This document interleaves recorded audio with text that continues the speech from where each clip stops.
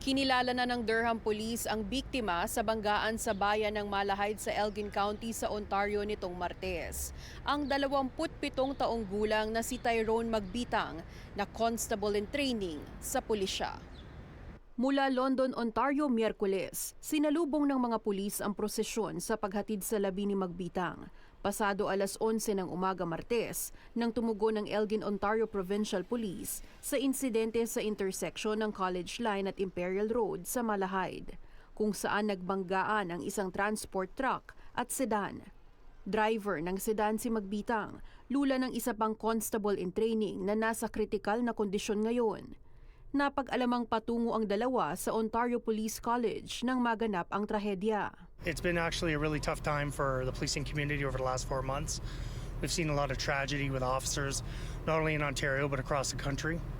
And I just think it's really important for communities throughout Ontario and Canada to unite against any, negative discussions against police officers. Ayon sa Durham Police, Mayo 2023 nang lumahok bilang Special Constable si Magbitang. Nitong Abril lamang nang tanggapin siya bilang isang police constable recruit.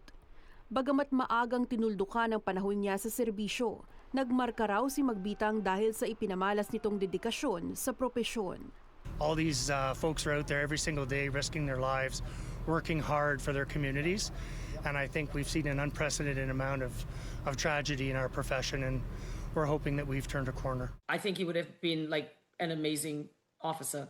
Ganito rin inalala si Magbitang ng dati nitong boxing coach, puno ng buhay, malasakit at pagmamahal.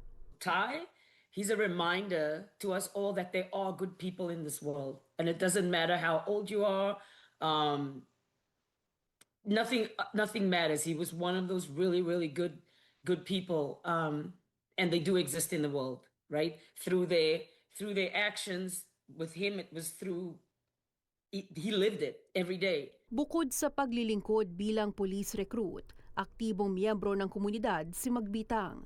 Kilalang ambassador sa Fight to End Cancer at taga-suporta sa mga programa nito. He was so young and he inspired so many just of us around him with the things that he was doing.